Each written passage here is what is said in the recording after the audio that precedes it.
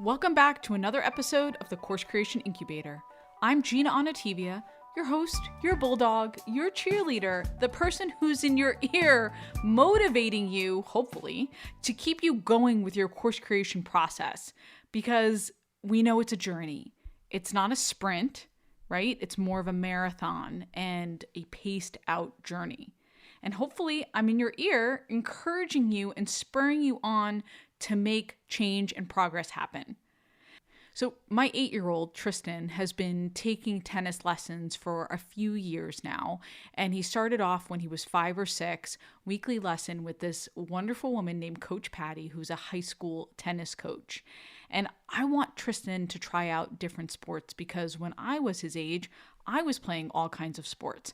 And we are obsessed with tennis. If you've been listening to this podcast, you know we oftentimes have ATP and the WTA tours, the men and the women, on television all the time.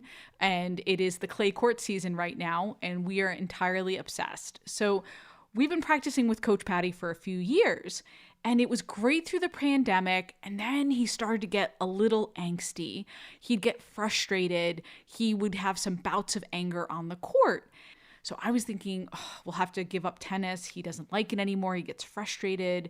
And it made me sad because we had already invested all these years in it. And because I could tell he enjoys it. When he's on, he's on. He was just getting frustrated. And I could tell that maybe he had outgrown his coach. So a friend of mine who's a great tennis player and a dear friend said to me, look into group coaching. Look into clinics where you have maybe 5 or 6 or 7 kids playing at a time. So I found one with this guy, Coach Steve, and Tristan actually had to try out to be in this specific program, and he makes it into this group coaching program. And I'm out of town the first day of the clinic. And Alex takes him, my husband takes him, and he drops him off and he walks away. Now, if you're listening and you're a mom, you might be thinking, why would this guy drop him off on the first day and walk away? I was absolutely horrified. But I guess that's how dads do it. They drop him off and they let him be.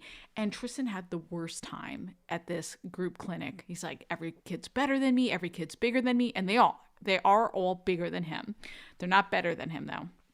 So I come home and I take him the second day and I watch him through the whole thing. And I'm like, you're doing great. Every time he looks at me, I'm giving him the thumbs up and he starts to like it. Then we go the following week and he starts to love it. He starts to get that feedback. We buy him a new racket because he's outgrown his little kid racket. We didn't even know that. Coach Steve tells us. And all of a sudden, he's in love again. And he can't wait to go to tennis. And it feels great. And then his second grade teacher comes up to me and says, Tristan loves tennis so much. He talks about it all the time in class. And I didn't know that. And I started to tear up, which is a little embarrassing, but this is what I do now that I'm a mom. I'm tearing up when I hear things like this because I'm a proud mom and because he has a dream and I wanted to make sure that dream saw fruition. And I could see that he loved it, but we hit a roadblock and we just had to work it through and we made it through the roadblock. So I couldn't have been more proud when his teacher said that to me. Okay, so why am I telling you this story? Because I don't want you to give up. You have a dream. You have a dream to build a course, to build a workshop. And sometimes maybe we have not the wrong coach or the wrong program, but the wrong coach or the wrong program or the wrong mentorship for this time. So our old coach was excellent for when he was 5 and 6 and 7. And then we outgrew it. Then we had to find different kind of coaching. So if you're feeling stuck, I want you to think about mixing it up right now. If you're feeling frustrated, maybe you need a change. Find a different perspective, find a different coach. Hopefully I can be that for you. I'm in your ear right now and I'm cheering you on because I don't want you to give up on the dream. I want you to see it through.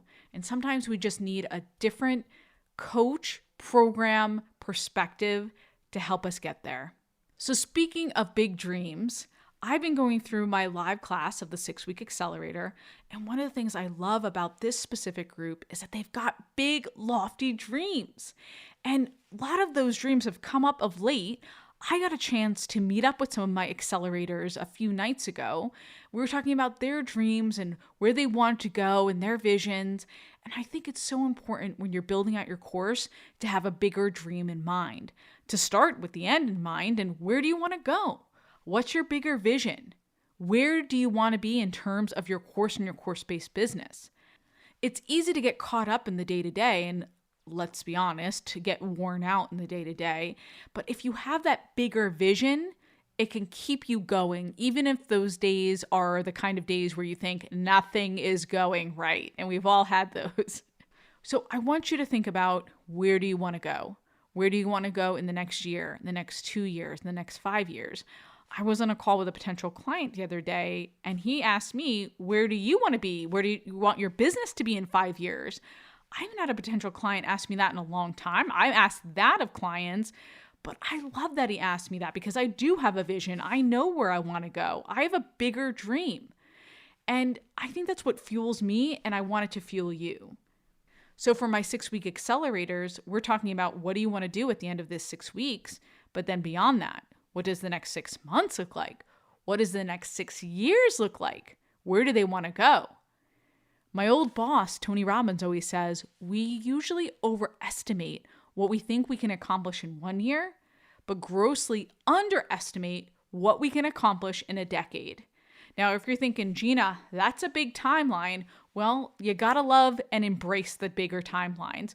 Bo Eason talks about this as well. You gotta have lofty dreams and give yourself the runway to get it done. You can't just think about, okay, what is happening in the next couple of months? Bo thinks in terms of 20-year timelines sometimes. So even if you're thinking 5 years down the road and what you can accomplish, it can be truly powerful, the dreams that can happen for you if you put your vision to it. Now, some of the bigger dreams that came up for some of my 6-week accelerator students was, for example, someone wanted to start a wellness center. Another person wanted to do a series of retreats in Costa Rica. Another person wanted to build out a bigger mastermind. Somebody else was talking about doing a fashion show. And I was like, this is so cool. All these ideas are just popping. And I know if you're listening right now, you might say like, well, Gina, that's a big idea. It feels unattainable. I've got to get my first freaking course done. And then I'm going to try to get my next course done. So how do I make sure I can make this dream happen? So this is what we talked about over a couple of glasses of wine the other night. How do you make that bigger dream happen? So if you're listening right now, first and foremost, I want you to think about, what's your wellness center? What's your series of retreats in Costa Rica? What does that look like for you? And then let's talk about now, right now, how do you get there? Well, first and foremost, you start small. You take the first baby step. Every course creator or expert who I ever saw who blew up started small. Started with that first course, that first workshop or program, and built from there. So getting your course done right now and putting it out there is the first step. And a lot of times I think we get tripped up. And I've talked about this before on this podcast, where we think, oh, if I don't welcome a student base of 100 people, I have failed. If I don't get 50 paying customers through the door, I am a failure. And that is just BS. I've got to watch my cursing, guys. I've been noticing that I have an explicit label on some of my podcasts, so I'm trying to avoid that. But I want you to think about getting the first few people in the door in terms of that smaller course or that smaller workshop. This is how it all starts. The seed of an idea, and then after that, you want to create your raving fans. So you start small with that one course, and you welcome in a few at a time. You start with the 1, and then 2, and then 5, and then 7. While we all have big dreams of serving hundreds or even thousands of people, we're not quite there yet. And that's okay. I think taking these baby steps actually allows you to step into that bigger dream because it allows you to grow as a teacher and as a leader. And you make sure that you're able to serve your students each step of the way. And as your business grows, you're going to run into challenges you've never faced. So if you build it one step at a time, you're ensuring you have a solid foundation to support your vision and your growth. I can guarantee any guru or expert that you look out for, that you look up to right now, started with one small group. I started with getting 8 people in a room for my course creation retreats. I used to do these years ago, just 8. Now that gave me the confidence to build from there and launch my 6-week accelerator. By the way, you start small and you start with the one program. I often hear from multiple course creators who have multiple programs and they're trying to juggle them all and are spread way too thin, trying to make them all successful. Focus on the one. You can make money. I guarantee you. I see it all the time. Focus on the one program, launch it again and again. Do not divide your focus. Okay, I mentioned raving fans. So step 1 is you take that baby step with your program. Then step 2, you make that group your raving fans. You make them ambassadors of your brand. They're talking about you all the time. They can't shut up about you. Hey, do you know X, Y, and Z? Oh, are you interested in losing weight? Oh, I've got somebody in the accelerator who helps women over 50 who have been through menopause and are stuck about losing the weight. Oh, you need to talk to Linda then. So you want to be that person on people's minds and lips that they refer to when they've got a certain challenge. So building up that passionate base is really important. Then you're continuing the path for your students. I've talked about this before in episode 65, creating that customer journey. I'll link to it in the show notes. So you start small, but you want to make sure that they've got this next step with you. You're leading them down this journey. You've got it planned out. You're starting again with the end in mind. So listen to that episode at 65 to see what else you can glean from that in terms of creating your customer journey. Then you build on success. So I've got 5, I've got 10 people in my program. I can grow that. So if I want to have retreats in Costa Rica, maybe I start with a 1-day intensive in my hometown. So I can get people going to an event. I see what I like. I work out the different features and aspects of having an event before I take it abroad. I've had Lori Shoplin on the podcast before, and she has her Joy Club. And I know that Lori started with some 1-day events. I think they were doing half days. She had 20 or 30 people in the room. It was a lower price point, and she grew from there. And she's grown into a membership site, a subscription, group coaching. She's done other events. Sky's the limit now.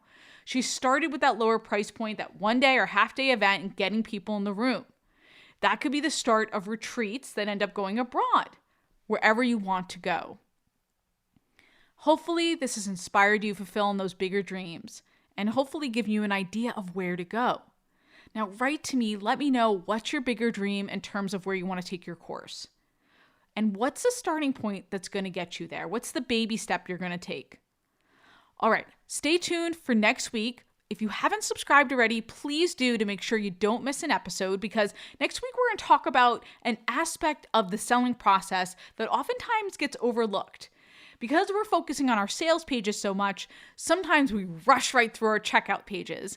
And there's real magic in the checkout page. You can convert at a better rate because you have a better checkout page. So we're going to talk more about that next week.